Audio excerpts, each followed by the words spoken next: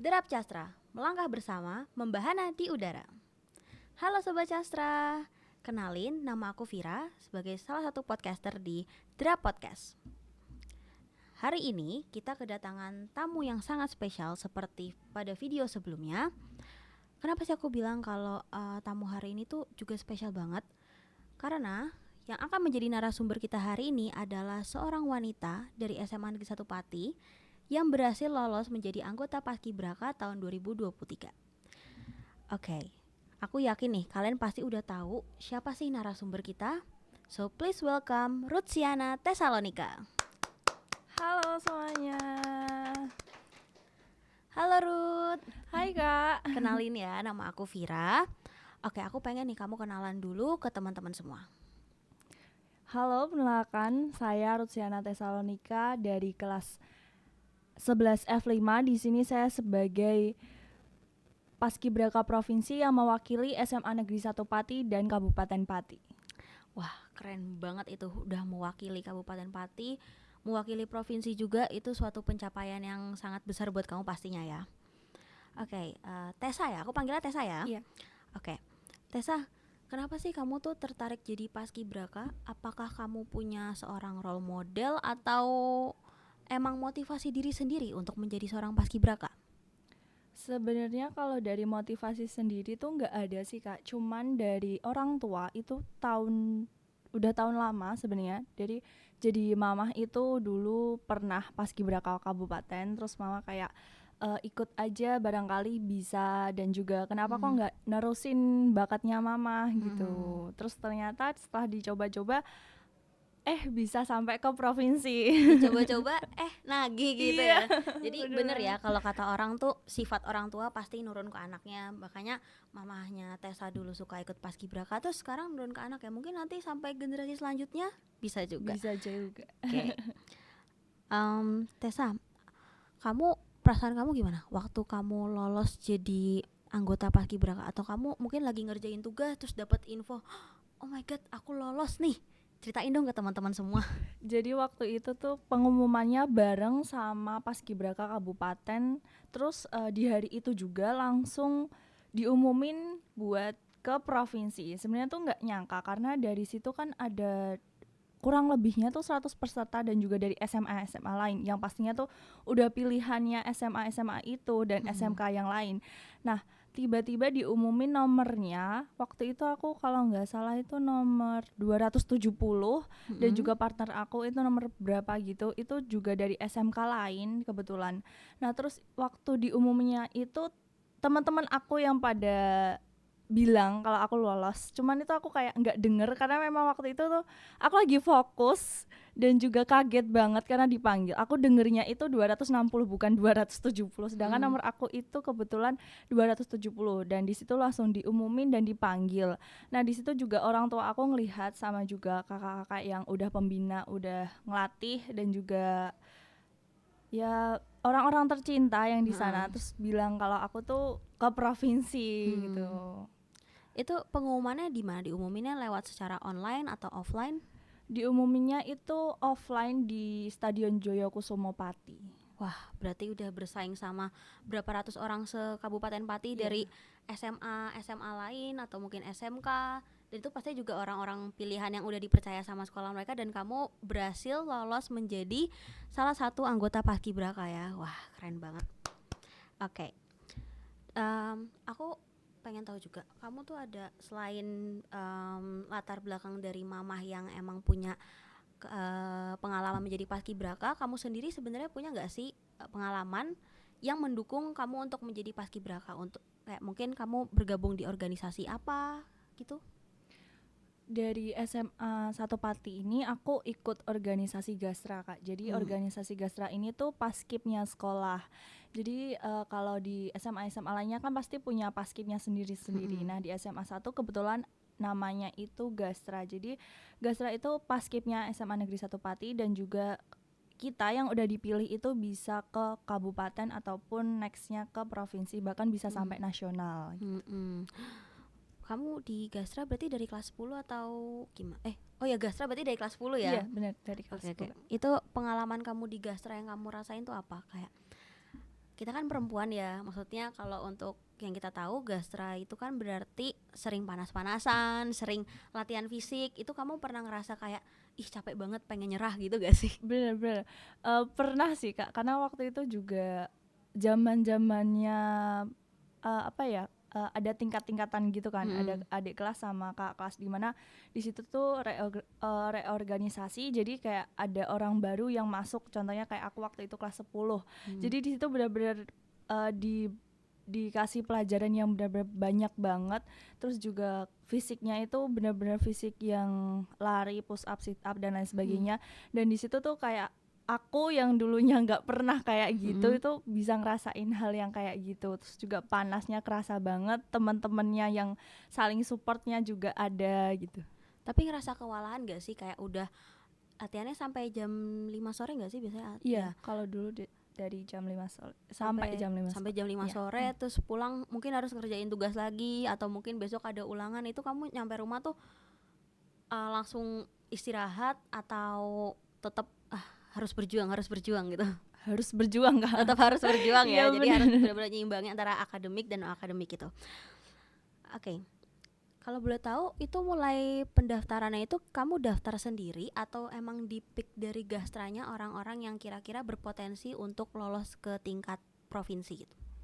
Kalau aku dulu di-pick dari gastranya sendiri. Jadi gastra itu ngajuin 10 orang buat ke kabupatennya nanti, terus jadi udah ada daftar-daftarnya gitu Kak. Jadi kita tinggal terima beres aja, nanti hari H kita ikut seleksinya, kita ikut aturan-aturan yang udah disediain dari Kabupaten Patinya. Nah, pengalaman kamu dari kamu nyangka nggak sih kalau sebelumnya kamu tuh bakal dipilih dari sekian banyak anggota gastra, kamu tuh salah satu yang terpilih untuk yang dipercaya gitu? Sebenarnya nggak nyangka sih Kak, karena kan kalau dilihat Paskib itu tinggi, pinter, cantik yang kayak gitu kan, speknya tuh yang sempurna banget gitu. Sedangkan aku yang basically nggak bisa push up, sit up dan sebagainya itu harus dituntut buat belajar. Tapi kamu tuh aku lihat dari kayak kamu kan udah tinggi, terus kalau nggak salah kamu tuh pernah ikut modeling ya atau fashion show, dan menurutku itu hal yang udah mendukung banget sih, poin plus banget kayak yang tadi kamu bilang kalau anggota Paskib itu biasanya tinggi-tinggi, terus proporsi tubuhnya bagus gitu kan. Nah, aku pengen kamu ceritain nih gimana usaha awal mulai dari kamu itu di-pick jadi orang yang dipercaya, terus dari proses seleksinya sampai babak penyisihannya itu kira-kira kayak gimana sih prosesnya?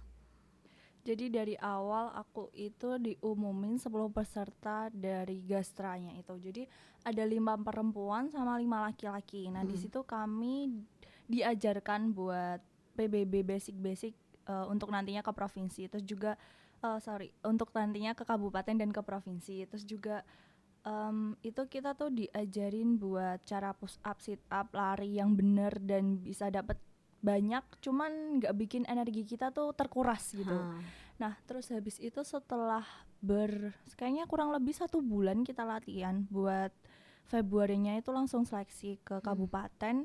Dan di situ tuh ternyata seleksinya itu lari 12 menit nanti dapat berapa putaran, dan juga push up, sit up, back up itu 1 menit nanti dapat berapa. Terus yang terakhir itu PBB basic-basic kayak sikap siap, terus istirahat, ya kayak gitu-gitu. Terus habis itu diumumin, jadi benar-benar siang-siang kita lari, paginya kita juga ada tes. Waktu itu tuh ada tes wawancara sama tertulis kalau nggak salah. Jadi banyak banget tesnya dan itu dibagi 2 hari. Dalam sebulan tuh full latihan terus berarti? Iya bener. Wah, aku denger lari 12 menit itu capek sendiri ya. Aku baru lari 5 menit aja tuh rasanya udah kelayangan darah rendah juga gitu kan. Jadi wah gila sih 12 menit. Aku kalau dari situ kayaknya udah kayak jantungku pasti ngomong lu yang berhenti atau gue yang berhenti gitu. Nah oke. Berarti latihannya 1 bulan. Itu latihannya di Pati atau di luar kota kayak Semarang gitu? Buat latihannya itu di SMA 1 sih Kak. Jadi iya, jadi pagi-pagi tuh kita di spend atau kadang-kadang itu habis pulang sekolah terus dilanjut sampai sore jam 5 gitu. Oh, berarti nggak nginep gitu ya? Enggak, bukan. Suka duka kamu selama mengalami pelatihan apa aja? Ini yang pelatihan di provinsi ya Kak? Atau Ya, di kabupaten? ya yang kamu alamin selama proses dalam menjadi paskibraka. Suka dukanya, sukanya itu dapat konsumsi, dapat Pasti temen konsumsi itu baru. selalu ini ya. Iyalah udah lari 12 menit gak dapat konsumsi. Kalau aku jadi kamu sih, keluar aja gak dapat makan Iya kan juga. Kak, konsumsi itu penting nomor satu. Konsumsi nomor 1. Terus juga dapat baju, fasilitasnya lumayan. Kalau di provinsi itu kita dapat jaket, terus juga penginapannya oke. Terus teman-teman baru pastinya, terus juga adaptasinya yang baru. Dukanya itu konsekuensi ditanggung semua. Kayak misal si A telat, Oh semua iya. orang dan semua anggotanya itu harus ikut buat nanggung. Jadi disiplinnya tuh benar-benar kerasa di sana. Yang mungkin kita yang basically-nya cuman sekedar ngikutin, terus di sananya itu harus benar-benar harus ngikutin aturan-aturannya. Misal kalau nggak diikuti nanti bakalan dapat konsekuensi apa gitu. Berarti itu kayak satu berulah semuanya kena gitu lah Iya, ya. benar Kak. Dulu aku juga pernah ngalamin kayak gitu, temanku satu berulah yang kena semuanya gitu. Padahal kita juga nggak berbuat apa-apa kan, yang salah cuma satu orang doang. Nah itu kamu nginepnya di mana? Kota mana gitu? Kalau di Semarang waktu itu di Banyumanik di Hotel Plazanya. Dah, oke. Motivasi kamu untuk jadi paskibraka. Sekali lagi aku pengen kamu tuh bisa memotivasi teman-teman semua, mungkin untuk menjadi next paskibraka selanjutnya. Motivasi aku itu mungkin dari pengalaman-pengalaman sebelumnya itu, kalau misalkan kita berusaha itu harus dikejar sampai benar-benar kita dapat. Semisal nggak dapat pun kita juga harus usaha dengan berdoa, karena kalau kita usaha doang tapi nggak ada doanya itu juga sama aja kita tuh bohongin diri kita sendiri. Karena kalau kita udah usaha terus juga kita mungkin ngerasa kurang ada hasilnya ya karena kita tuh kurang berdoa.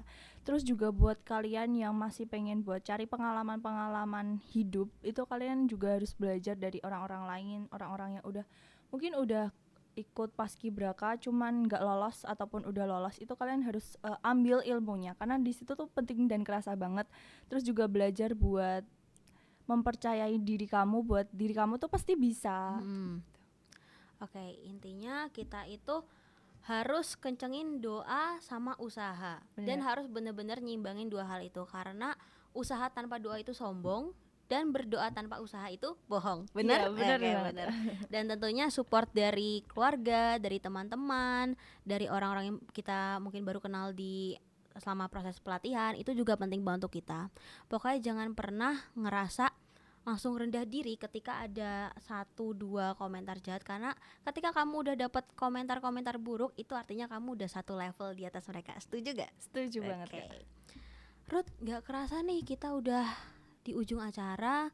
Kita udah ngobrol banyak banget gimana pengalamannya Ruth selama menjadi paskibraka, mulai dari babak pendaftaran, penyisihan, sampai akhirnya tampil di depan umum. Dan aku harap cerita dari Ruth atau Tessa ini bisa memotivasi teman-teman semua, terutama yang mungkin emang pengen jadi paskibraka. So gitu aja Ruth. Thank you so much udah nyempetin waktunya untuk datang ke sini. And you look so pretty today. Terima kasih Kak. Oke, Sobat Castra, that's all for today's video. Sampai bertemu di podcast selanjutnya. Dadah. Bye bye.